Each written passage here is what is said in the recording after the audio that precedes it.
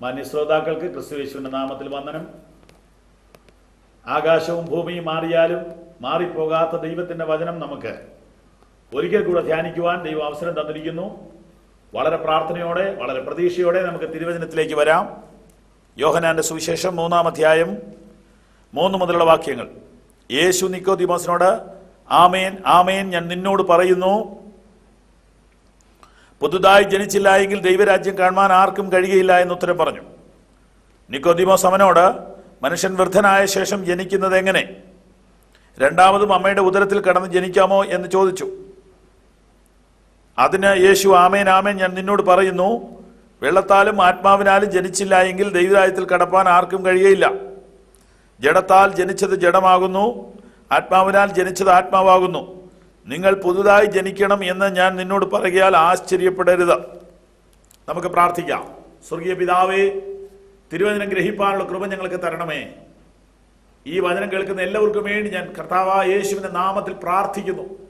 തിരുവെഴുത്തുകളുടെ മർമ്മം ഗ്രഹിപ്പാൻ കർത്താവ് കരുണ ചെയ്യണമേ, യേശുവിൻ നാമത്തിൽ തന്നെ. നമുക്ക് ദൈവത്തിന്റെ വചനത്തിൽ വളരെ ശ്രദ്ധയോടുകൂടെ മുന്നോട്ട് പോകാം. യേശു ക്രിസ്തുവിന്റെ അതിപ്രധാനപ്പെട്ട പഠിപ്പിക്കലുകളിൽ ഒന്നായ വീണ്ടും ജനനം എന്ന വിഷയമാണ് നാം ഇപ്പോൾ ചിന്തിച്ചുകൊണ്ടിരിക്കുന്നത്. വീണ്ടും ജനനം ആർക്ക് എന്ന ഒരു ചിന്തയാണ് കഴിഞ്ഞ ദിവസം ഇതേ വേദഭാഗത്തു നിന്നും നാം ഒരുമിച്ച് ചിന്തിച്ചത്. ഇന്ന് നാം അതിൻ്റെ അടുത്ത ഭാഗത്തേക്ക് കടക്കുകയാണ്. വീണ്ടും ജനനം എന്തല്ല, എന്താണ് എന്ന വിഷയത്തിലേക്ക് കടക്കാൻ നമുക്ക് ശ്രമിക്കാം. ഇവിടെ യേശുവിന്റെ വാക്ക് കേട്ട നിക്കോദിമോസ് എന്ന മനുഷ്യൻ യേശുവിനോട് ചോദിക്കുന്നു, മനുഷ്യൻ വൃദ്ധനായ ശേഷം ജനിക്കുന്നത് എങ്ങനെ? അപ്പോൾ വീണ്ടും ജനനത്തെ കുറിച്ച് യേശു പറഞ്ഞത് നിക്കോദിമോസിന് മനസ്സിലായില്ല. യഹൂദന്മാരുടെ ഇടയിലെ പണ്ഡിതനും സാമുദായിക ശ്രേഷ്ഠനും വിദഗ്ധനുമായ ആ മനുഷ്യന് മനസ്സിലാകാത്ത വിഷയം സാധാരണക്കാരായ നമുക്ക് പെട്ടെന്ന് മനസ്സിലാകണമെന്നില്ലല്ലോ. യേശു അവനോട് വീണ്ടും ജനനം എന്ന വിഷയം പറഞ്ഞപ്പോൾ അവൻ യേശുവിനോട് ചോദിക്കുന്നു, മനുഷ്യൻ വൃദ്ധനായ ശേഷം അമ്മയുടെ ഉദരത്തിൽ കിടന്നാണോ ജനിക്കുന്നത്? മനുഷ്യൻ വൃദ്ധനായ ശേഷം ജനിക്കുന്നത് എങ്ങനെ? രണ്ടാമതും അമ്മയുടെ ഉദരത്തിൽ കടന്ന് ജനിക്കാമോ? യേശുവിനോട് മറുപടി പറയുന്നു, നീ പറഞ്ഞത് ജഡീക ജനനമാണ്. നോക്കൂ, ജഡത്താൽ ജനിച്ചത് ജഡം, ആത്മാവിനാൽ ജനിച്ചത് ആത്മാവ്. നിങ്ങൾ പുതുതായി ജനിക്കണമെന്ന് ഞാൻ നിന്നോട് പറയുന്നതിൽ ആശ്ചര്യപ്പെടരുത്. കാറ്റ് ഇഷ്ടമുള്ളിടത്തേക്ക് ഊതുന്നു, അതിന്റെ ശബ്ദം നീ കേൾക്കുന്നു എങ്കിലും അതെവിടെ നിന്ന് വരുന്നു എന്നും എവിടേക്ക് പോകുന്നു എന്നും അറിയുന്നില്ല. ആത്മാവിനാൽ ജനിച്ചവനെല്ലാം അതുപോലെയാകുന്നു എന്ന് ഉത്തരം പറഞ്ഞു. അതായത് യേശു പറഞ്ഞ വിഷയത്തെ ശാരീരിക ജനനം എന്ന വിഷയവുമായിട്ട് നിക്കോദീമോസ് താരതമ്യം ചെയ്യുന്നു. നീ പുതുതായി ജനിക്കണമെന്ന് യേശു പറഞ്ഞപ്പോൾ നിക്കോദീമോസ് ഓർത്തു, അമ്മയുടെ ഉദരത്തിൽ കൂടിയുള്ള ജനനമാണ്. ഏത് മനുഷ്യനും ഈ ഭൂമിയിൽ ജനിച്ചത് മാതാവിന്റെ ഉദരത്തിൽ നിന്നാണ്. എന്നാൽ യേശു പറയുന്നു, ഉദരത്തിൽ നിന്ന് ഒരിക്കൽ ജനിച്ചവൻ രണ്ടാമത് ജനിക്കുന്ന അനുഭവം ഉദരത്തിൽ നിന്നല്ല, പ്രത്യുത ഉയരത്തിൽ നിന്നാണ്. അതായത് ദൈവത്തിൽ നിന്നാണ്. ഉദരത്തിൽ നിന്നുള്ള ജനനം വൃദ്ധനായ ശേഷം സാധ്യമല്ല. എന്നാൽ വീണ്ടും ജനനം വൃദ്ധനായ ശേഷം സാധ്യമാണ്. ഉദരത്തിൽ നിന്നുള്ള ജനനം അത് ഒരിക്കൽ മാത്രം സംഭവിക്കുന്നു. അത് ജീവിതത്തിൽ നിങ്ങളുടെ അറിവോടുകൂടി അല്ല, നിങ്ങളുടെ ഓർമ്മയിലുമല്ല അത് സംഭവിച്ചത്. എന്നാൽ യേശു പറഞ്ഞ വീണ്ടും ജനനം നിങ്ങളുടെ അറിവോടുകൂടെ, നിങ്ങളുടെ അനുവാദത്തോടുകൂടെ നിങ്ങളുടെ ആത്മാവിൽ നടക്കുന്ന ഒരു പ്രത്യേക ആത്മീക അനുഭവമാണ്. അതിനെക്കുറിച്ച് വിവരിക്കുന്നത് ഞാൻ നിങ്ങൾക്ക് വ്യക്തമാക്കി തരാം. അതായത് ജഡത്താൽ ജനിച്ചത് ജഡം, ആത്മാവിനാൽ ജനിച്ചത് ആത്മാവ്. യേശു വിവരിക്കുന്നു, നിങ്ങൾ പുതുതായി ജനിക്കണമെന്ന് ഞാൻ നിന്നോട് പറയാൽ ആശ്ചര്യപ്പെടരുത്. കാറ്റ് ഇഷ്ടമുള്ളിടത്തേക്ക് ഊതുന്നു, അതിന്റെ ശബ്ദം നീ കേൾക്കുന്നു, എങ്കിലും അത് എവിടെ നിന്ന് വരുന്നു എന്നും എവിടേക്ക് പോകുന്നുവെന്നും അറിയുന്നില്ല. ആത്മാവിനാൽ ജനിച്ചവനെല്ലാം അതുപോലെയാകുന്നു എന്ന് ഉത്തരം പറഞ്ഞു.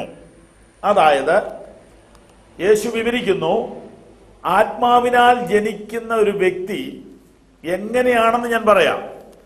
കാറ്റ് ഇഷ്ടമുള്ളിടത്തേക്ക് ഊതുന്നു, അതിന്റെ ശബ്ദം കേൾക്കുന്നു, എന്നാൽ അത് എവിടെ നിന്ന് വന്നുവെന്നോ എങ്ങനെ വന്നുവെന്നോ എവിടേക്ക് പോയി എന്ന് പറഞ്ഞുകൂടാ. കാറ്റ് കാണാൻ ബുദ്ധിമുട്ടുണ്ട്, പക്ഷെ കാറ്റ് വന്നതറിയാം. വീണ്ടും ജനനം എങ്ങനെയാണെന്ന് വിവരിക്കാനൊക്കെയില്ല, പക്ഷെ വീണ്ടും ജനിച്ചവനെ കണ്ടാൽ തിരിച്ചറിയാം. അതൊരു അദൃശ്യ പ്രവൃത്തിയാണ്, അതൊരു ആത്മീക പ്രവൃത്തിയാണ്, അത് മനുഷ്യന്റെ അകത്ത് നടക്കുന്ന കാര്യമാണ്. ദൈവത്തിൽ നിന്നും മനുഷ്യന്റെ അന്തരാത്മാവിൽ നടക്കുന്ന ഒരു ആത്മീക പ്രവൃത്തിയാണ് വീണ്ടും ജനനം. രണ്ട് മനുഷ്യർ ചേർന്നുള്ള ബന്ധത്തിൽ നിന്ന് മൂന്നാമതൊരു കുഞ്ഞ് ജനിക്കുന്നതാണ് ഭൂമിയിലെ ജനനമെങ്കിൽ, ഒരു മനുഷ്യനും ദൈവവുമായുള്ള ആത്മീക ബന്ധത്തിലൂടെ പിറക്കുന്ന ഒരു പ്രത്യേക സ്വഭാവം, അനുഭവമാണ് വീണ്ടും ജനനം. രണ്ട് മനുഷ്യർ തമ്മിലുള്ള ബന്ധത്താൽ പിറക്കുന്ന മൂന്നാമതൊരു വ്യക്തിയാണ് ഭൂമിയിലെ ജനനമെങ്കിൽ, ഒരു മനുഷ്യനും സർവശക്തിയുള്ള ദൈവവുമായിട്ടുള്ള ആന്തരിക സമർപ്പണത്തിലൂടെ, ബന്ധത്തിലൂടെ, വിശ്വാസത്തിലൂടെ സംഭവിക്കുന്ന ആത്മീക അനുഭവമാണ് വീണ്ടും ജനനം. ഇതിന് നമ്മെ സഹായിക്കുന്ന ഘടകം കർത്താവിന്റെ വചനമാണ്. രണ്ടാമത്തെ ഘടകം പരിശുദ്ധാത്മാവാണ്. കർത്താവിന്റെ വചനം നാം കേൾക്കുമ്പോൾ പരിശുദ്ധാത്മാവ് നമ്മുടെ ഉള്ളിൽ പ്രവർത്തിക്കുന്നു. ഈ കാര്യം നിങ്ങളെ ബോധ്യപ്പെടുത്തുവാൻ ഞാൻ 3 തിരുവചന ഭാഗങ്ങൾ നിങ്ങളുടെ മുമ്പിൽ അണിനിരത്തുവാൻ ആഗ്രഹിക്കുന്നു. ഒന്നാമതായി ഞാൻ നിങ്ങളുടെ മുമ്പിൽ വെക്കുന്നത് വിശുദ്ധ ബൈബിളിലെ യാക്കോബ് എഴുതിയ ലേഖനത്തിൽ നിന്നാണ്. യാക്കോബ് എഴുതിയ ലേഖനത്തിൽ അതിൻ്റെ 1-ാം അധ്യായം 18-ാം വാക്യം നമുക്ക് നോക്കാം. നിങ്ങൾ എടുക്കുകയാണെങ്കിൽ നിങ്ങൾക്ക് കൂടുതൽ പ്രയോജനം ചെയ്യും. നാം അവന്റെ സൃഷ്ടികളിൽ ഒരുവിധം ആദ്യഫലമാകേണ്ടതിന് അവൻ തന്റെ ഇഷ്ടം ഹേതുവായി സത്യത്തിന്റെ വചനത്താൽ നമ്മെ ജനിപ്പിച്ചിരിക്കുന്നു. പ്രിയപ്പെട്ടവരെ, വീണ്ടും ജനനത്തെക്കുറിച്ച് നിക്കോദീമോസിനോട് പറഞ്ഞിരിക്കുന്ന ആ ഭാഗം വിശദമായി മനസ്സിലാക്കുവാൻ ഈ വചനം നമ്മെ സഹായിക്കുന്നുണ്ട്. ശ്രദ്ധിക്കൂ, നാം അവന്റെ സൃഷ്ടികളിൽ ഒരുവിധം ആദ്യഫലമാകേണ്ടതിന് അവൻ തന്റെ ഇഷ്ടം ഹേതുവായി സത്യത്തിന്റെ വചനത്താൽ നമ്മെ ജനിപ്പിച്ചിരിക്കുന്നു. ക്രിസ്തീയ വിശ്വാസികളോട് യാക്കോബ് അപ്പോസ്തലൻ പറയുന്നു, നമുക്കുണ്ടായ മാറ്റം മതം മാറ്റമല്ല, മനം മാറ്റം. അത് വചനം ഉള്ളിൽ വരുത്തി വെച്ച പരിവർത്തനമാണ്. വീണ്ടും പത്രോസിന്റെ 1-ാം ലേഖനം 1-ാം അധ്യായം 23 മുതലുള്ള വാക്യങ്ങൾ ഞാൻ വായിക്കുന്നു. കെടുന്ന ബീജത്താലല്ല, കെടാത്തതിനാൽ ജീവനുള്ളതും നിലനിൽക്കുന്നതുമായ ദൈവവചനത്താൽ തന്നെ നിങ്ങൾ വീണ്ടും ജനിച്ചിരിക്കുന്നു. ഒന്നുകൂടെ വായിക്കുന്നു. കെടുന്ന ബീജത്താലല്ല, കെടാത്തതിനാൽ ജീവനുള്ളതും നിലനിൽക്കുന്നതുമായ ദൈവവചനത്താൽ തന്നെ നിങ്ങൾ വീണ്ടും ജനിച്ചിരിക്കുന്നു. എങ്ങനെയാണ് വീണ്ടും ജനിക്കുന്നത്? ദൈവവചനത്താൽ.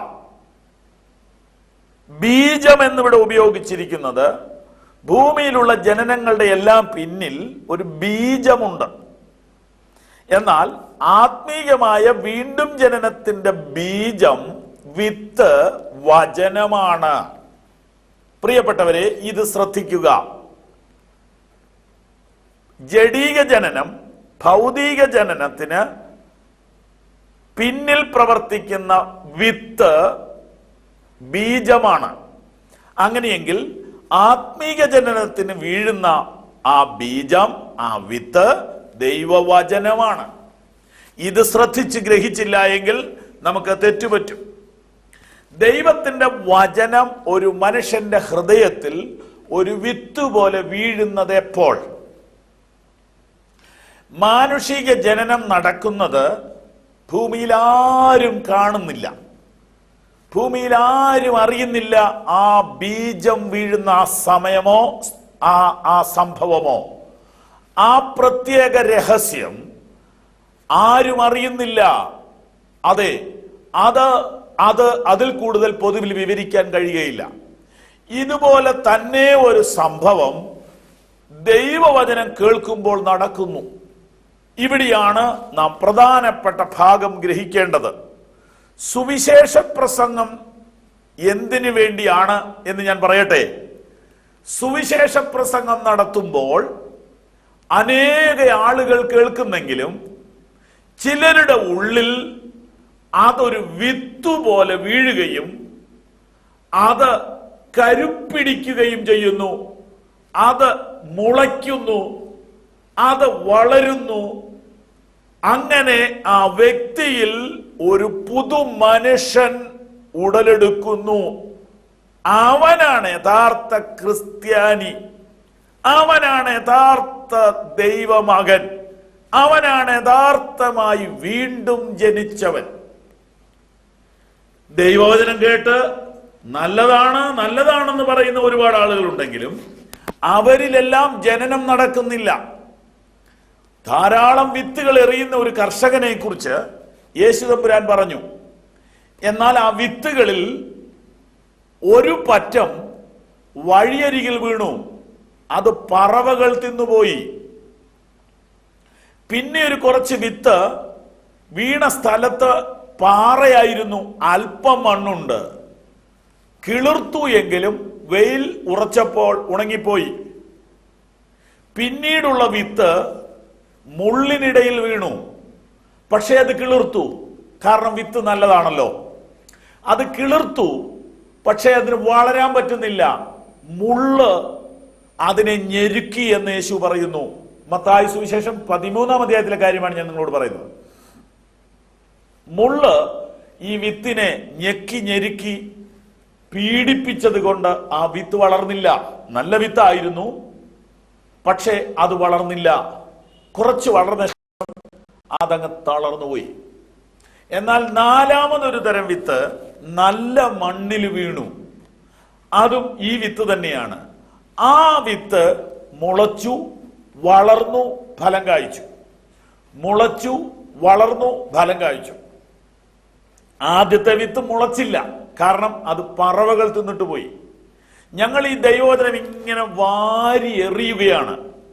കവലകളിൽ എറിയുന്നു, ചർച്ചിൽ പള്ളിയിൽ എറിയുന്നു, ടെലിവിഷനിലൂടെ ഇങ്ങനെ എറിയുന്നു, കൺവെൻഷനിലൂടെ എറിയുന്നു, ചെറിയ ചെറിയ ലഘുലേഖകളിലൂടെ ഞങ്ങൾ ഇങ്ങനെ വിതയ്ക്കുന്നു. ഒരു ശതമാനം, ഒരു നല്ല ഗ്രൂപ്പ്, ഒരു ഭാഗം പറവകൾ പെറുക്കിക്കൊണ്ട് പോകുന്നുണ്ട്. കർഷകൻ അതിനെ ഭയപ്പെടുന്നില്ല. അതിനെ ഭയപ്പെട്ടാൽ കൃഷി നടക്കൂല. പറവകൾ കുറച്ച് കൊണ്ടുപോകുമെന്ന് ഞങ്ങൾ പ്രതീക്ഷിക്കുന്നുണ്ട്. എല്ലാവരും അത് പ്രതീക്ഷിക്കുന്നു. അതെ, ചിലരെന്നോട് ചോദിച്ചിട്ടുണ്ട്, ഈ പ്രസംഗം കൊണ്ട് എന്താ ഗുണം? എത്ര പേർക്ക് മാറ്റം വരുന്നുണ്ട്? എത്ര പേര് ഗുണപ്പെടുന്നുണ്ട്? നിങ്ങൾ എന്നും ഇങ്ങനെ പ്രസംഗിച്ചാൽ എന്താ ഗുണം? അതെ, കുറെ പറവകൾ കൊണ്ടുപോകുന്നുണ്ട്, ഗുണം കിട്ടുന്നില്ല. എന്നാൽ അടുത്തത് കുറെ പാറ സ്ഥലത്ത് വീഴുന്നു, അടിയിലേക്ക് വേര് പോകാൻ കഴിയുന്നില്ല. ഞങ്ങളുടെ പ്രസംഗം കേട്ട് നല്ലതാണ്, ഞാൻ ഇനിയും കേൾക്കും, എനിക്കിഷ്ടമാണ് എന്ന് പറഞ്ഞിട്ട് പിന്നീട് അവരുടെ അകത്ത് വളർച്ചയില്ല.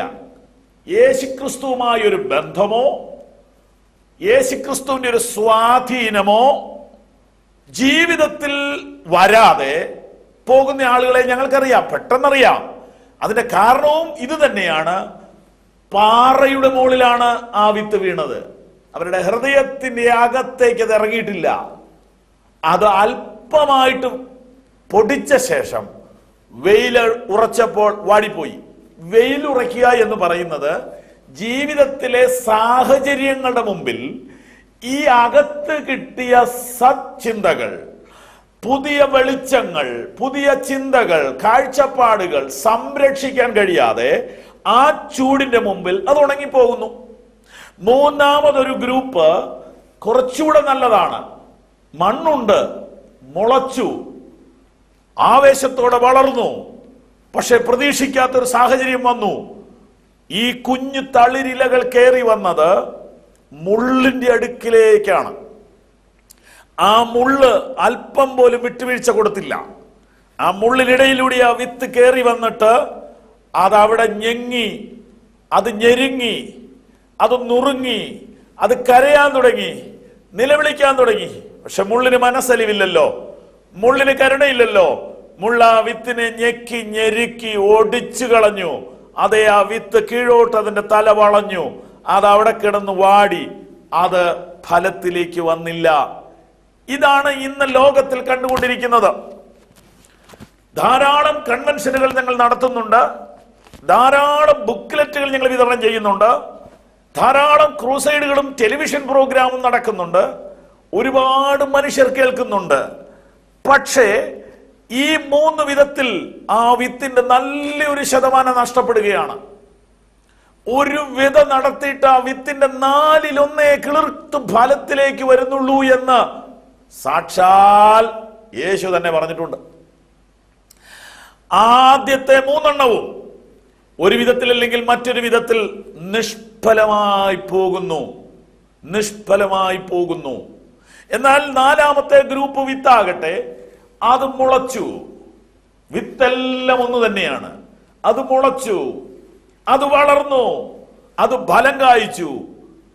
30, 60, 100 മേനിയായി വിളഞ്ഞു എന്ന് മത്തായി സുവിശേഷം 13-ാം അധ്യായം 1 മുതലുള്ള വാക്യങ്ങളിൽ യേശു തമ്പുരാൻ പറഞ്ഞിരിക്കുന്നു.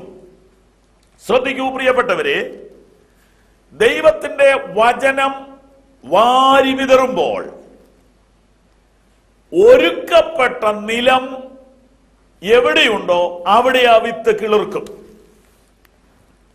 ഇവിടെ നിലം എന്ന് പറയുന്നത് മനുഷ്യ ഹൃദയമാണ്. ചിലരുടെ ഹൃദയം വഴിയരികിലെ പോലെയാണ്. അതിനൊരു വരമ്പില്ല, വേലിയില്ല, വല കെട്ടിയിട്ടില്ല, മതിലില്ല. പറവയ്ക്ക് എപ്പോഴും വന്ന് പെറുക്കാവുന്ന പോലെ കുത്തഴിഞ്ഞ ജീവിത നിലവാരം പുലർത്തുന്ന ഒരാൾക്ക് ഈ കേട്ട ചിന്തകളൊന്നും അകത്ത് സൂക്ഷിക്കാൻ പറ്റുകയില്ല. അത് മുഴുവനും പറവ പെറുക്കിക്കൊണ്ടു പോകും. പറവയെ കുറിച്ചുള്ള വ്യാഖ്യാനം പൈശാചിക ചിന്തകൾ എന്നാണ്. പൈശാചിക ശക്തികൾ വന്ന് ഈ നല്ല വചനം പെറുക്കിക്കൊണ്ടു പോകും. കാര്യം സന്തോഷമുണ്ടെങ്കിലും അത് പിന്നീട് കിളിർക്കുന്നില്ല. അടുത്ത ഗ്രൂപ്പ് ഈ വചനം കിളിർത്തു വരുന്നു, പക്ഷെ ഉണങ്ങിപ്പോകുന്നു. അത് പാറയെ കാണിക്കുന്നു. ആ പാറ വിഷയം ഇതാണ്: ഹൃദയത്തിൽ ആഴത്തിലേക്ക് ഇറങ്ങുന്നില്ല. ഉപരിപ്ലവമായി മോൾപ്പരപ്പിൽ മാത്രമുള്ള ഒരു ശ്രദ്ധ, ആഴത്തിലേക്ക് ഇറങ്ങി ചിന്തിക്കുകയോ ഏറ്റെടുക്കുകയോ ചെയ്യുന്നില്ല. അതുകൊണ്ട് അതൊന്ന് തൽക്കാലം മുളയ്ക്കും, നല്ലതാണ് എന്നൊക്കെ ഒരു ചിന്ത വരും. പക്ഷെ അത് ഒരു വെയിലടിക്കുമ്പോഴേ അത് വാടിപ്പോകുന്നു. 3ാമത്തെ ഗ്രൂപ്പ് മുള്ളാണ്. ഈ മുള്ളിനെ കുറിച്ച് ബൈബിൾ വ്യാഖ്യാനിച്ചിരിക്കുന്നത് ഈ ലോകത്തിന്റെ ചിന്തയും ധനത്തിന്റെ വഞ്ചനയും വചനത്തെ ഞെരുക്കി എന്നാണ്. ഈ ലോകത്തിന്റെ ചിന്തയല്ലേ മനുഷ്യനെ അലട്ടുന്ന പ്രധാന വിഷയം. ഈ ലോകത്തിൽ എങ്ങനെ ധനവാനാകാം, ഈ ലോകത്തിൽ എങ്ങനെ മഹാനാകാം, ഈ ലോകത്തിൽ എങ്ങനെ വലിയവനാകാം, ഈ ലോകത്തിൽ എങ്ങനെ പിടിച്ചു നിൽക്കാം, ഇതാണല്ലോ ചിന്ത. മനുഷ്യൻ കെട്ടുന്ന വേഷം മുഴുവനും മറ്റുള്ളവർക്ക് വേണ്ടിയാ, നമുക്ക് വേണ്ടിയല്ല. മനുഷ്യൻ കാണിക്കുന്നതെല്ലാം മറ്റുള്ളവരെന്ത് വിചാരിക്കും, മറ്റുള്ളവരെന്ത് വിചാരിക്കും. അതെ, സമൂഹത്തെ തൃപ്തിപ്പെടുത്താനല്ലേ മിക്കവാറും എല്ലാ കാര്യങ്ങളും നാം ചെയ്യുന്നത്. ദൈവത്തെ തൃപ്തിപ്പെടുത്താനോ സ്വയം തൃപ്തിപ്പെടാനോ അല്ല, സമൂഹത്തെ തൃപ്തിപ്പെടുത്താനാണ്.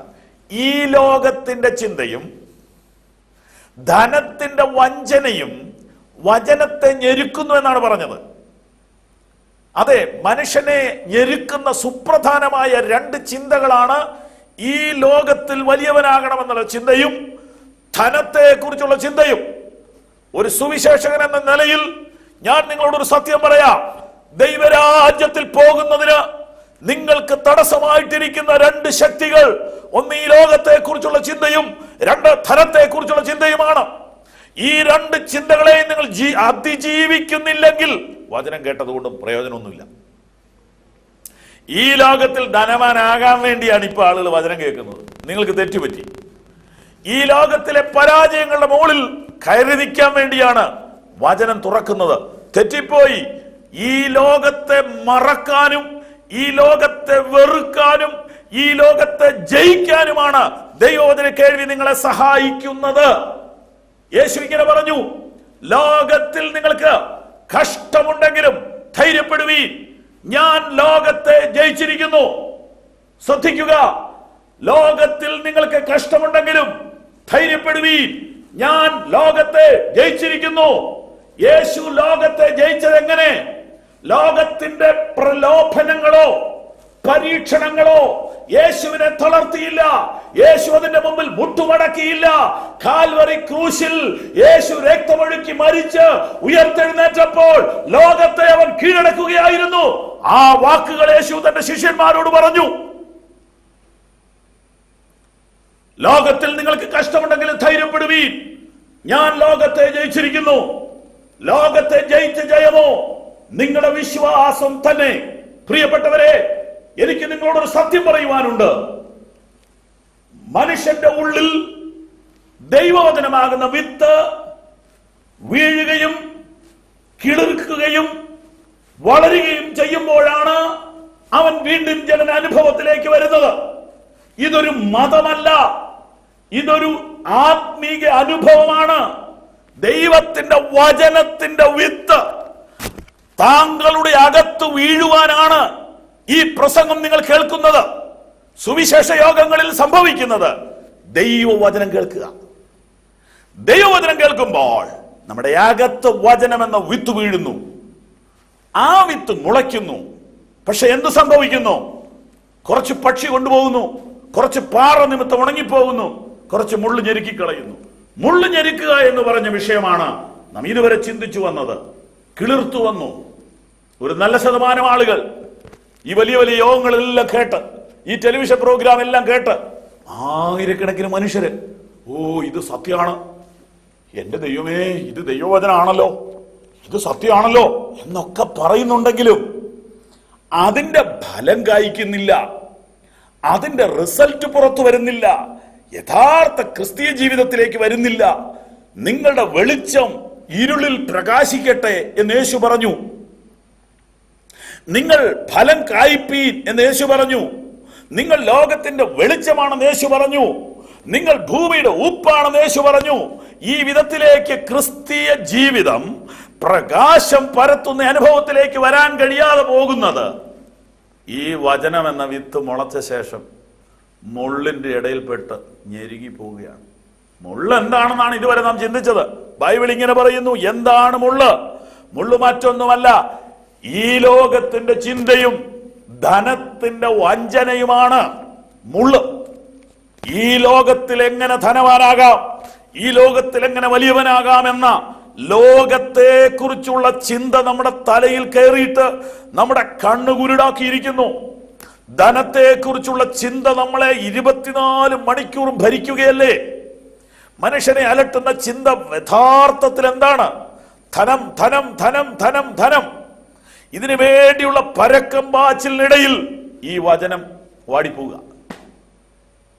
ഒരു സുവിശേഷ യോഗത്തിൽ വെച്ച് വചനം കേട്ടു, ഒരു ടെലിവിഷൻ പ്രോഗ്രാമിൽ വചനം കേട്ടു, അത് കഴിഞ്ഞ് പണത്തിന്റെ പുറകെയുള്ള ഓട്ടം. ഏത് അഴിമതിയും ചെയ്ത് പണം ഉണ്ടാക്കുക. വാടക കൊലയാളികൾ എന്ന വാക്കൊക്കെ ഇന്നിപ്പോ പറയാൻ ആർക്കും ഒരു നാണവുമില്ല, പറയാൻ ഒരു ലജ്ജയുമില്ല. സാക്ഷര കേരളത്തിൽ പത്രത്തിലൊക്കെ വരിക വാടക കൊലയാളികൾ. ഈ ആഴ്ചയിലത്തെ പത്രവാർത്തയാണ് ആള് മാറി കൊല ചെയ്തു എന്ന്. അപ്പൊ ആള് മാറാതെ ചെയ്യാവോ? അതായത് അർത്ഥം ഇതാണ്, ഒരാളെ കൊല ചെയ്യാൻ ഒരു ഗ്രൂപ്പിനെ ചുമതലപ്പെടുത്തുന്നു. അവര് ചെന്ന് കൊന്നപ്പോ അടയാളം വെച്ച് കൊന്നപ്പോ ആള് മാറിപ്പോയി. അതിനൊരു ഫീസ് ഉണ്ടെന്ന്. ആളു മാറി നിരപരാധി കൊല ചെയ്യപ്പെട്ടു എന്ന്. ഈ വാർത്ത വായിക്കുമ്പോൾ നമ്മൾ എവിടെ എത്തി? 1000 രൂപയ്ക്ക് വേണ്ടി ഒരാളെ കൊല്ലാൻ ഇവിടെ ഗ്രൂപ്പുകൾ ഉണ്ടെന്ന്.